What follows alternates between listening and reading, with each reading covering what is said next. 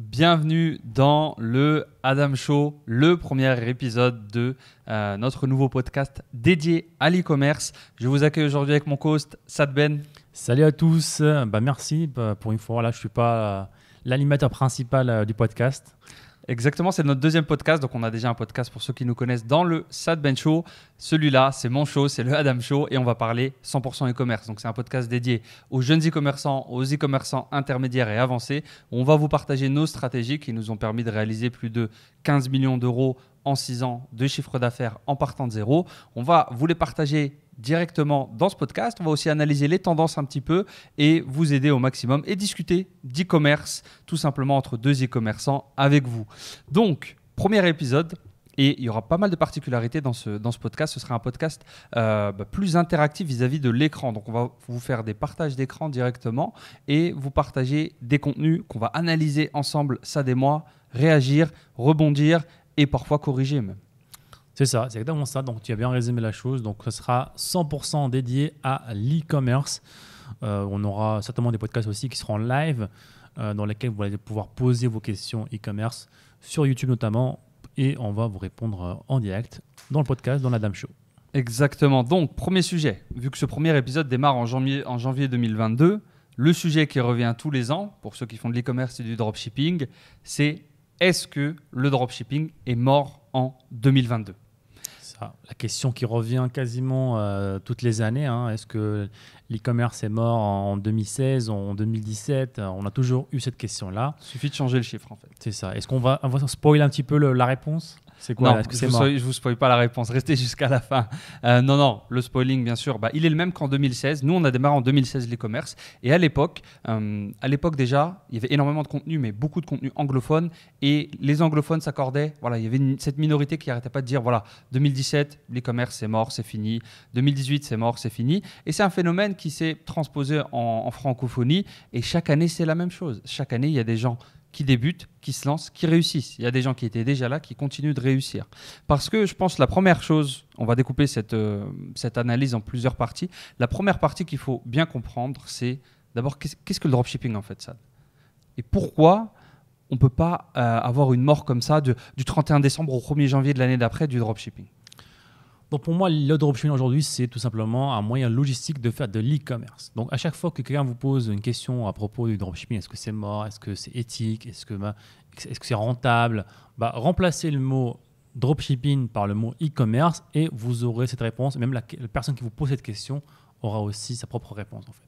Donc c'est évident que l'e-commerce est là pour rester. C'est un business model qui ne fait que commencer. On l'a vu avec les crises sanitaires, ça a explosé. Et la bonne nouvelle, c'est que au début de la tendance. Donc profitez-en et lancez-vous maintenant. Et justement, on vous a préparé des chiffres pour aller analyser un petit peu l'e-commerce, notamment en France, sur les tendances 2020 et 2021 pour appuyer tout simplement ce qu'on vient de vous dire et pour que vous aussi, si vous êtes e-commerçant ou si vous vous lancez, vous preniez ampleur du phénomène. Donc là, on a des chiffres e-commerce en 2021 sur le 3e trimestre. Donc à l'heure où on tourne ça, les chiffres du 4e trimestre ne sont pas encore sortis, qui est le plus gros trimestre d'e-commerce. On va regarder juste les chiffres du 3e trimestre, ça nous donne déjà une très bonne indication. Donc déjà, on voit une progression de 18% du chiffre d'affaires entre 2020 et 2021, à trimestre égaux. C'est absolument gigantesque. On frôle les 20% de progression, surtout que, je m'en souviens, les chiffres de l'année dernière, de 2019 à 2020, on était sur du 15% déjà. Donc c'est un business qui non seulement fait des double digits, donc plus de 10% de progression par an, mais qui en plus continue, malgré que le marché est encore plus gros, il va chercher encore 18% de plus sur un seul trimestre. Donc c'est une très très bonne tendance déjà, clairement. C'est ça, et surtout quand on parle d'un marché en milliards, avoir une progression de 20% quasiment sur un marché en milliards, alors que l'année n'est pas tout tracée ici, c'est tout simplement énorme. C'est pire que les cryptos en fait. Donc voilà, c'est pour ça qu'on vous dit que d'année en année, ça ne fait qu'augmenter. Donc imaginez que quelqu'un vous aurait dit là c'est mort en 2020 et vous n'avez pas lancé votre boutique, vous avez raté 20% de progression sur un marché en milliards.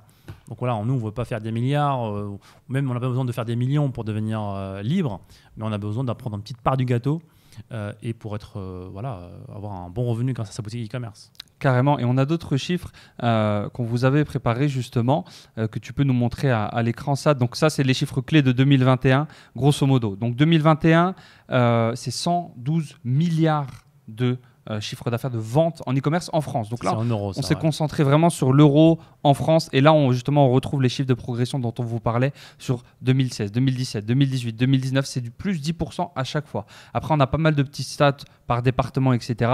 On va pas forcément aller creuser là-dedans, mais rien que les progressions. Intéressant ici, c'est que tu vois que par exemple que la majorité des acheteurs, en tout cas les plus jeunes, on a quasiment 100% des 25-34 ans qui achètent sur Internet. C'est énorme. C'est énorme et ça montre que ça ne va faire que exploser. Donc, toutes les futures générations, en fait, sont déjà habituées à acheter sur Internet. En fait, on a ici des 15-24 ans qui achètent déjà sur Internet. Ça veut dire que toutes les nouvelles générations vont acheter sur Internet.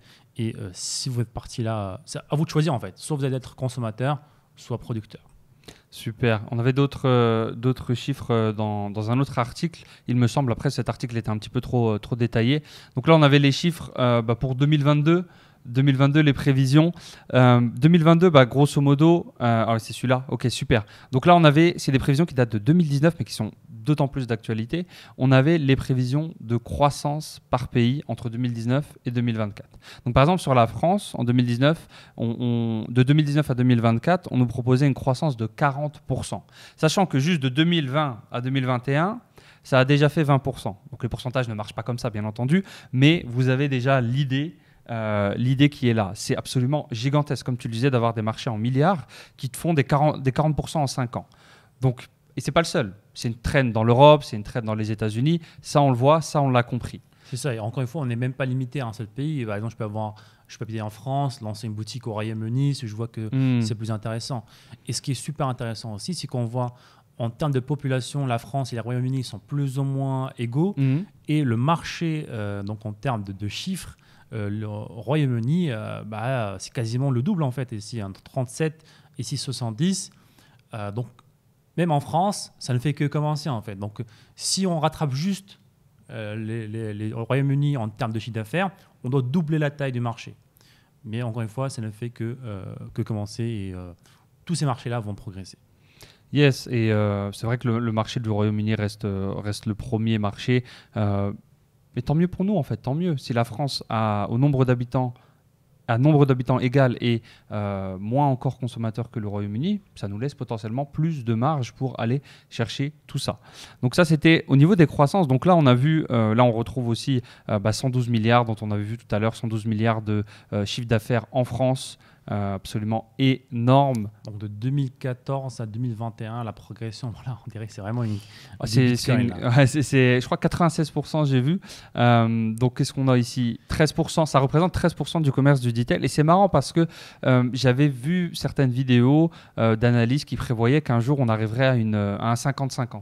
50% des achats en physique, 50% des achats en ligne. Donc en France, on est à 14%. Donc ça laisse une certaine marge si on arrive à ces chiffres-là. Et depuis 2020, ces chiffres-là sont de plus en plus atteignables. Avant, on aurait eu plus de mal à y croire. Mais avec ce qui s'est passé, avec, vous savez, tout ce qui s'est passé depuis 2020, forcément, cette balance a été complètement refondue. Et tant mieux pour nous en tant qu'e-commerçants, tant mieux pour nous. Donc là, on a vu pas mal de chiffres. Et j'aimerais qu'on développe un petit peu plus ça. Donc, on a vu que le dropshipping, comme tu nous le disais, ça reste une version simplifiée de faire de l'e-commerce plus atteignable lorsqu'on débute. L'e-commerce, là, c'est unanime, est en train d'exploser, explose et est en train d'encore plus exploser.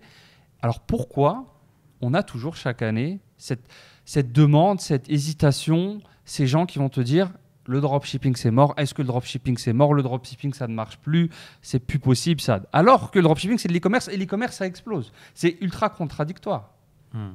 Ouais, je pense en fait, encore une fois, c'est l'importance de l'environnement. Qui vous écoutez ? Donc nous, lorsqu'on a commencé en 2016, on avait des personnes qui disaient le dropshipping c'est mort, attention ne vous en lancez pas. 5 ans plus tard, on a fait plus de 15 millions d'euros. On l'écoutait aussi l'année dernière aussi, on l'a dit, on l'a dit à nos élèves. Nos élèves ont fait plusieurs millions d'euros aussi. Ils sont lancés il y a une année, il y a 2 ans. Ça ne les a pas empêchés de réussir, même en partant de zéro. Donc ça dépend qui vous écoutez en fait. Si vous auriez écouté les personnes qui ne passent pas l'action, qui ne font rien, qui ont abandonné au premier essai, forcément, vous n'allez pas vous lancer. Mais si vous écoutiez les témoignages qu'on vous partage, nos feedbacks, les podcasts, forcément, vous auriez eu plus de courage à vous lancer. Donc, d'où l'importance d'avoir un bon environnement. Donc c'est tout à fait vrai ce que tu dis. Et c'est un très bon parallèle par rapport à notre situation d'il y a quelques années. Et donc ça, c'est clair et c'est net. Mais pour moi, ceux qui disent que le dropshipping est mort en 2022, ils ont en partie raison. Ils ont en partie raison parce qu'il y a des choses, comme dans tout business, qui meurent, qui se renouvellent, qui évoluent en fait.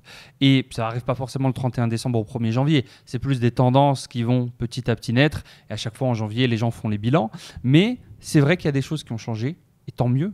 Parce que si ça ne change pas, c'est que ça ne va pas. En fait, le changement est une bonne chose. Il faut toujours le prendre d'une bonne chose parce qu'il faut le prendre comme un avantage concurrentiel potentiel. S'il y a du changement et vous arrivez à vous glisser dans ce changement, vous surfez la vague en fait, de ce changement-là.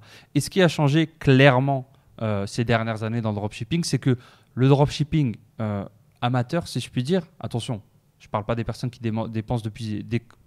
Je ne parle pas des personnes qui commencent depuis zéro. Quand je dis amateur, bien loin de là.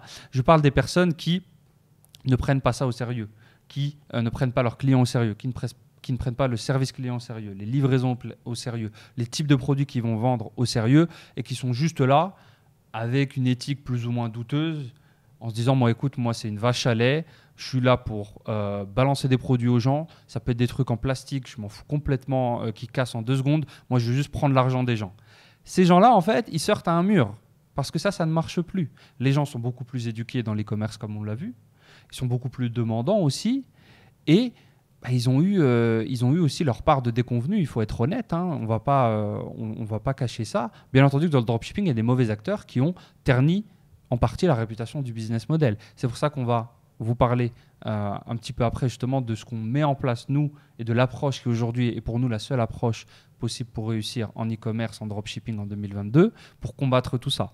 Donc grosso modo, les personnes comme ça un peu fainéantes qui cherchent de l'argent rapide, moi le mois prochain je veux faire de l'argent, je balance un produit au hasard et je prends de l'argent et je m'en vais, ça c'est fini. Malheureusement, ça a été poussé sur YouTube, faut dire ce qu'il y a, avec des boutiques un petit peu rapides, où on ouvrait boutique, on fermait boutique, ça ne marche plus tout ça. Et c'est tant mieux. Ouais, donc le dropshipping, en gros, n'est pas mort. Il a juste tout simplement évolué. Et les personnes qui n'ont pas évolué avec ou qui n'ont pas voulu parce que ils n'ont pas les compétences, ils n'ont pas le mindset, la flemme. Ils ont tout simplement, ils cherchent tout simplement, comme tu as dit, le gain rapide. Ne sont pas forcément des professionnels, mais juste des personnes qui veulent gagner rapidement de l'argent. Et comme tu as dit, ça ne marche plus aujourd'hui en 2022. Ouais, tant mieux pour nous. Tant mieux parce qu'à partir du moment où tu arrives dans un business model, tu cherches le gain rapide, facile, sans rien faire. Dès la semaine prochaine et que ce business model ne te donne pas ça et que tu te plains, tu te dis ce business model c'est de la M, c'est mort, c'est qu'il y a un problème parce que les seuls business models qui vont te donner de l'argent facile, rapide, sans rien faire, c'est pas des bonnes choses à faire en général, loin de là. Donc moi je vois pas de problème là-dessus et justement on pourrait enchaîner sur ça et vous parler un petit peu de nous. Pour nous, la seule approche qui va fonctionner et les choses qu'on va mettre en place dans nos boutiques e-commerce en 2022, qu'est-ce que c'est ça? Il y en a plusieurs. C'est ça. Donc, c'est créer d'abord une boutique professionnelle, faire de l'e-commerce éthique. D'accord. Pour moi, avant tout, ça va être de vendre des produits de qualité. La qualité avant tout. Pourquoi? Parce qu'on veut, plus que des clients, on veut vraiment créer des fans. En fait. On veut vraiment créer une communauté autour de notre boutique. On veut que des personnes reviennent plusieurs fois acheter dans notre boutique. On veut même qu'il y ait de la recommandation, des bouches à oreille, parce que tout ça, ça va aider votre boutique à être beaucoup plus profitable et aussi beaucoup plus durable en fait. Exactement en fait. Pour nous, la seule approche globale, le mindset global qu'il faut avoir lorsque vous lancez dans le dropshipping, l'e-commerce en 2022, c'est de ne pas forcément créer une boutique ou vendre des produits, mais c'est de créer une communauté. Créer une communauté de fans parce que on l'a vu depuis 2020, depuis les événements qui se sont passés, les gens veulent des communautés. Et des communautés en ligne, c'est possible, parce qu'on peut moins être dans le monde physique. Ils veulent des communautés qui partagent leurs propres valeurs, leurs propres passions, qui vont utiliser les produits de la même façon qu'eux, qui vont justement ensuite partager tout ça ensemble. Et ils veulent aussi, dans une certaine mesure, avoir l'impression d'acheter local, d'acheter à quelqu'un qui va dans le sens de ce qu'ils veulent et des valeurs qu'ils respectent. Pas d'acheter à la grande corporation américaine qui s'en fout de l'environnement, qui est juste là en train d'exploiter ses employés. Et ça, c'est une très bonne chose pour nous. À partir du moment où vous comprenez que nous, on va construire une communauté et à cette communauté, on va ensuite proposer des produits qui vont dans leurs valeurs et dans leur sens-là. Si vous raisonnez de cette façon-là, vous avez la meilleure approche pour réussir dans l'e-commerce, dans le dropshipping et potentiellement dans plein d'autres business. Et justement, les erreurs que font les gens qui pensent que le dropshipping est mort, c'est ne pas comprendre ce point-là, enfin, ne pas comprendre le point de communauté. Ils essayent un petit peu de devenir une sorte de Amazon bis où ils se disent moi j'ai un site, il me suffit de mettre des produits, ensuite je les vends un petit peu à tout le monde, à droite, à gauche, je vais vendre des produits X, puis des produits Y à un jeune homme, à une vieille femme. Et ils n'ont pas du tout cet écosystème. En fait, il faut avoir l'impression de... Imaginez votre store local spécialisé dans la poterie, dans le jardinage.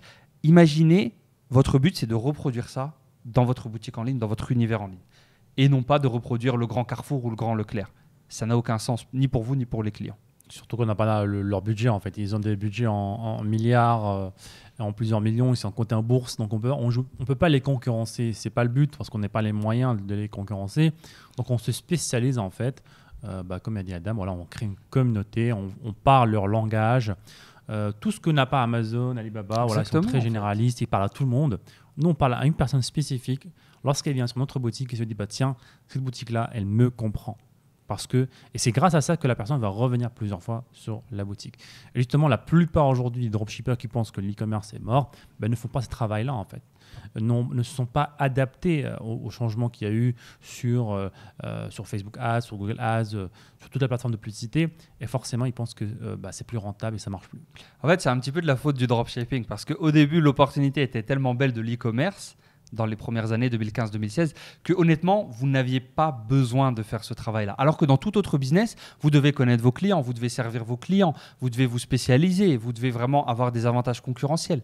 L'e-commerce a tellement explosé et l'opportunité était tellement grande que vous n'aviez pas besoin de faire ça. Mais la réalité du business, la réalité du monde a rattrapé ça et l'e-commerce est juste devenu un très bon business comme les autres en fait. Alors qu'avant, c'était clairement le business numéro 1 au monde très largement. Mais ça reste toujours un très très bon business. Si vous le prenez comme un bon business, long terme, ça aussi c'est la deuxième erreur que font énormément de gens, on en a parlé précédemment, qui considèrent que le dropshipping est mort, c'est qu'ils sont là pour gagner 5 000 euros demain, la semaine prochaine, le mois prochain. Et si ça n'arrive pas, le dropshipping est mort, je vais aller faire un autre business XY qui me permet de faire ça.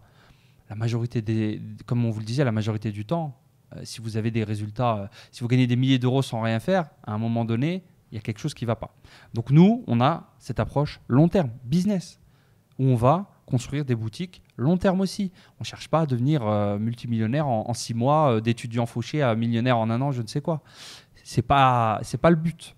C'est ça, ce n'est pas la réalité d'un entrepreneur aujourd'hui.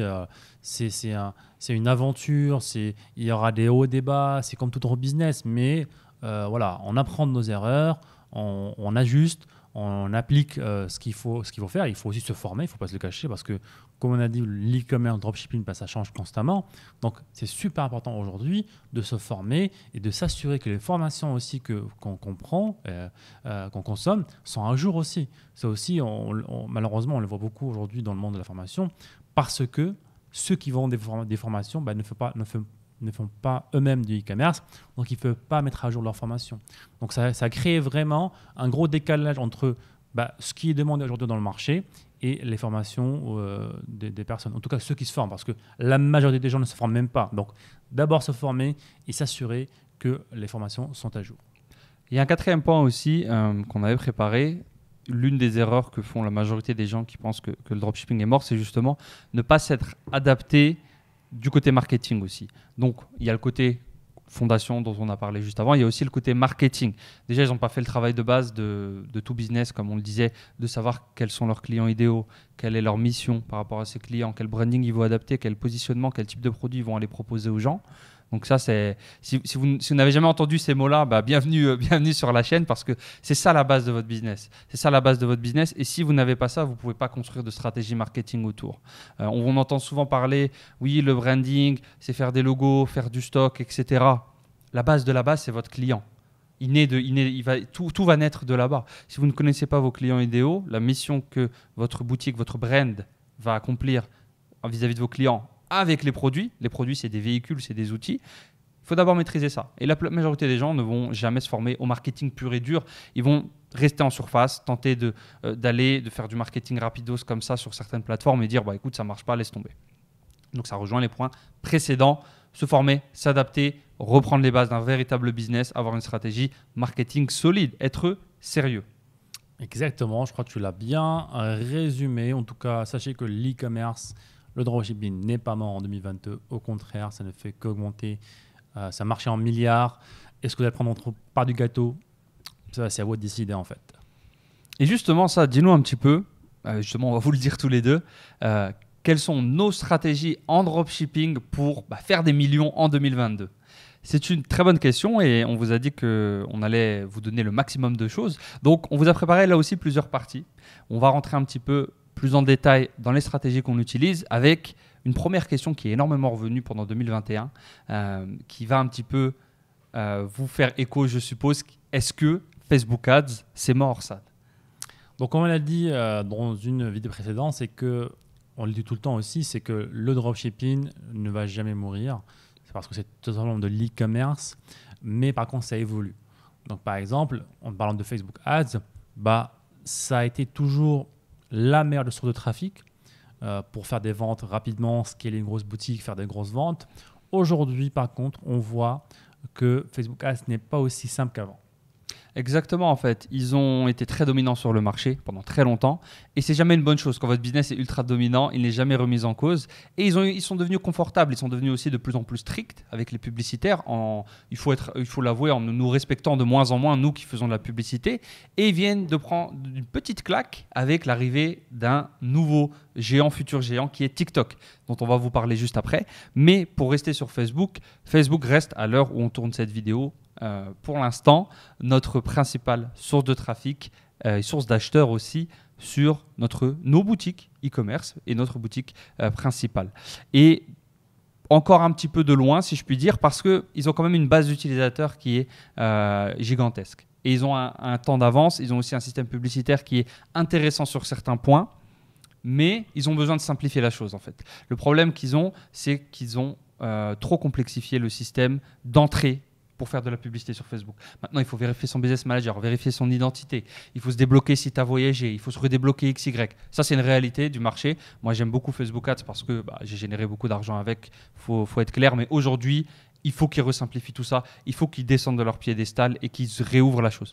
Mais c'est ce que j'ai vu récemment en fait, avec notamment la vérification des business managers qui devient de moins en moins obligatoire, qui redevient un petit peu optionnelle.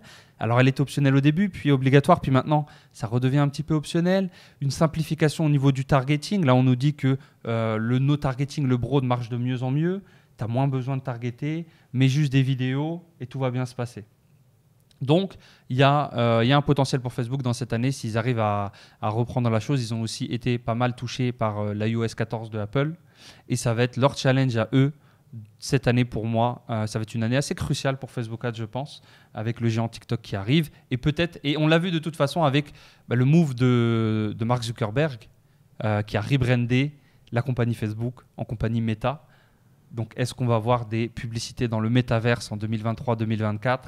Ouais, je pense que c'est la route de secours de Facebook. C'est tout ce qui est monde virtuel. Donc, ils ont tout misé là-dessus. Donc, si ça prend, forcément, on pourra faire des publicités dans le monde virtuel. Vous n'allez pas pouvoir continuer votre vie dans le virtuel si vous n'avez pas cliqué sur la publicité. Donc, on te verra sur la… Mais c'est très intéressant parce qu'aujourd'hui, Facebook, c'est le plus grand réseau social au monde, 2 milliards d'utilisateurs. Ils ont acquis Octopus, donc le système pour rentrer dans la réalité virtuelle, qui a 80% de part du marché. En gros, ils ont le plus d'utilisateurs dans le physique, dans les réseaux sociaux et dans le virtuel. Donc, les ads arrivent. C'est juste à quoi elles vont ressembler. Et s'il y a de la publicité, il y a des publicitaires. Donc, est-ce qu'on fera des publicités e-commerce dans le métaverse ? Bien entendu. C'est ça, ça sera à vous de choisir encore une fois. Est-ce que vous êtes du côté des personnes qui sont dans la production ou alors tout simplement dans la consommation et là, directement dans votre cerveau. Donc, à vous de décider. On ne peut pas malheureusement changer le cours de la technologie, mais on peut choisir dans quel camp on se trouve en fait. Exactement. Et donc ça, c'était pour Facebook. Parlons un petit peu maintenant de TikTok qui, en 2022, va, lui, dès maintenant, être énorme. Donc TikTok, c'est vraiment la nouvelle opportunité en termes de plateforme publicitaire en 2022. Il faut savoir, on vous a préparé pas mal de petites stats qui vont s'afficher à l'écran ici en termes de revenus et de statistiques pour TikTok. Donc TikTok qui a eu une croissance absolument folle, qui n'a pas encore les nombres d'utilisateurs de Facebook, mais qui a une croissance complètement folle. Donc on parle de presque 1 milliard d'utilisateurs actifs. C'était des chiffres de 2020, donc 837 millions de personnes actives dans le monde sur 2020. Et TikTok a été téléchargé plus de 3 milliards de fois.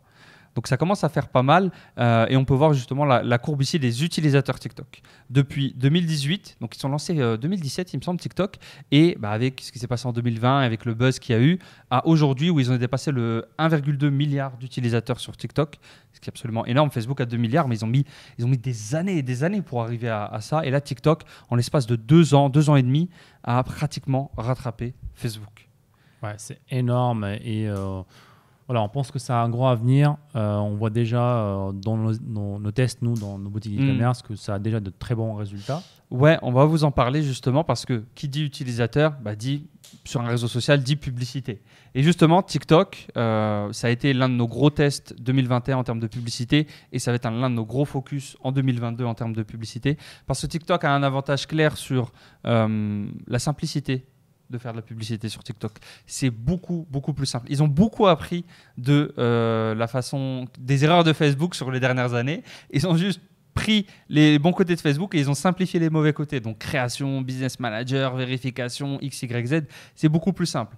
Ciblage, c'est beaucoup plus simple aussi. Et on se concentre vraiment sur ce qui compte. Et justement, on a vu les chiffres globaux. Il y a les chiffres en France aussi, où TikTok a fait sa percée aussi. On peut le voir ici que TikTok, un petit peu plus bas, TikTok en France en 2022, juste au-dessus, est à 15 millions d'utilisateurs actifs. Donc, ce n'est pas des utilisateurs inscrits, c'est des utilisateurs actifs tous les jours, 15 millions de personnes.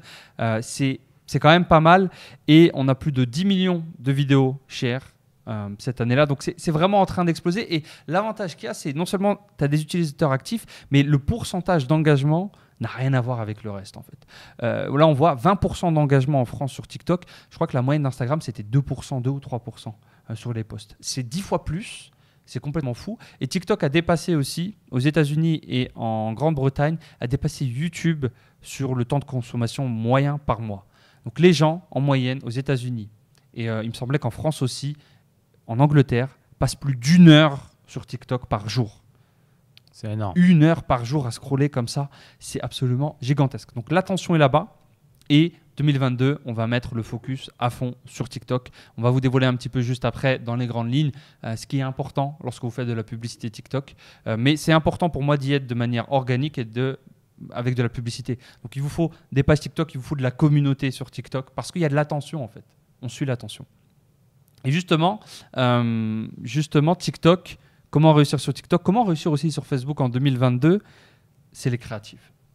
Les fameuses créatives. C'est ça, on l'a toujours dit dans des vidéos anciennes, des podcasts anciens aussi.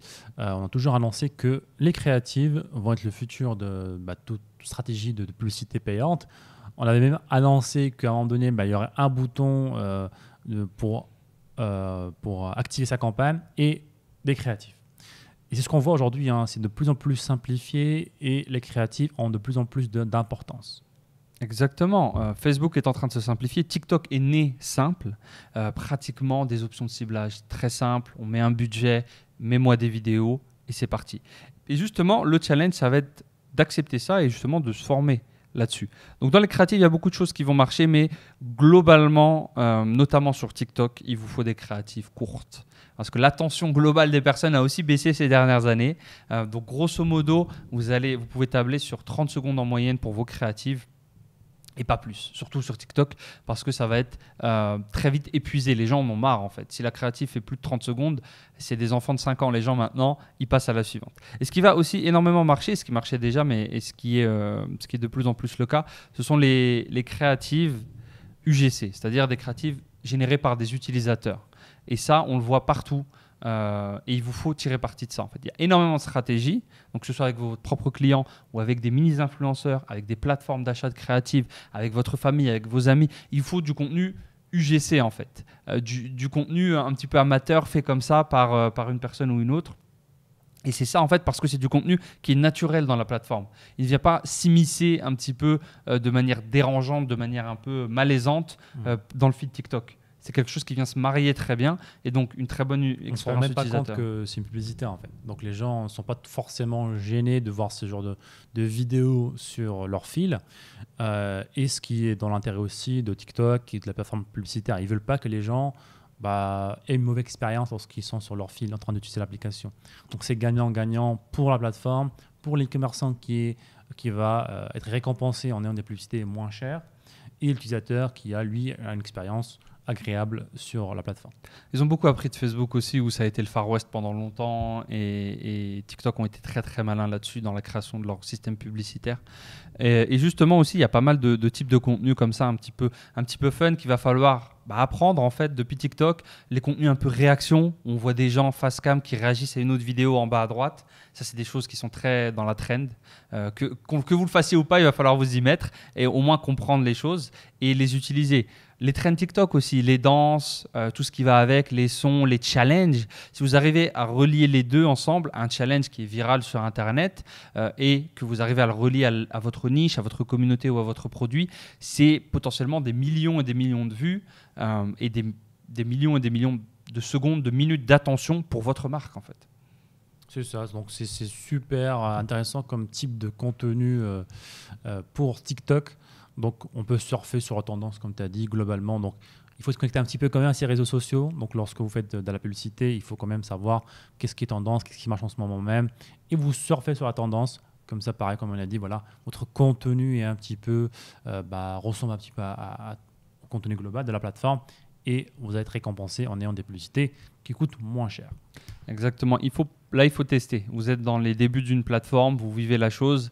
Et les réponses se font via des tests. Et bien entendu, dans tout ça, il y a la naissance aussi de nouveaux mini-influenceurs, de nouveaux gros influenceurs sur une toute nouvelle plateforme, de personnes qui n'étaient pas forcément influenceurs avant, qu'ils sont devenus plus ou moins malgré eux.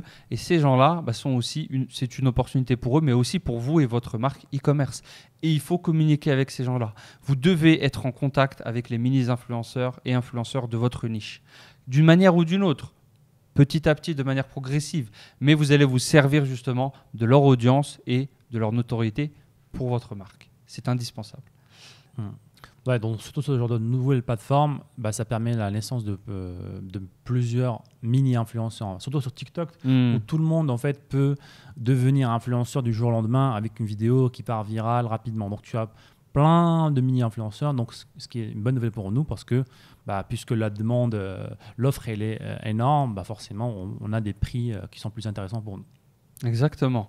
Et on enchaîne sur le troisième point. Donc on a vu Facebook, on a vu les créatives, on a vu TikTok. Le troisième point qui rejoint ce qu'on avait partagé déjà dans pas mal de vidéos et les optiques qui vont se marier avec tout ça, c'est créer une communauté, gérer cette communauté et donner à cette communauté en fait. Avant de demander, avant de faire des ventes, il vous faut donner pour créer cette fidélité, si je puis dire, et aussi cette impression chez vos clients qui vous en doivent une en fait.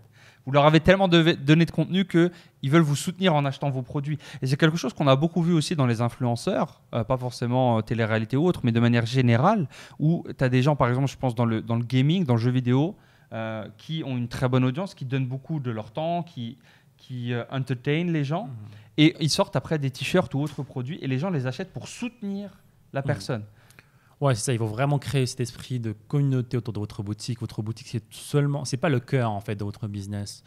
C'est la communauté qui est le cœur de votre business et la boutique est là. Juste, c'est un moyen de représenter la communauté en achetant des produits chez vous, vous aider à résoudre des problèmes de la communauté. Grâce à la boutique, vous leur donnez, ils peuvent exprimer leur passion, Exactement. par exemple. Donc, ça doit être ça le cœur de votre business. Donc, comment on fait ça? En ayant des groupes Facebook, par exemple, des groupes privés spécialement pour les passionnés, pour les personnes qui ont acheté sur votre boutique, vos clients. Par exemple, on a des groupes de ceux qui aiment les chats. pour toutes nos boutiques autour des chats, on a des groupes Facebook où les gens peuvent venir poster leurs photos de chats, échanger avec d'autres propriétaires de chats, parler de leurs problématiques.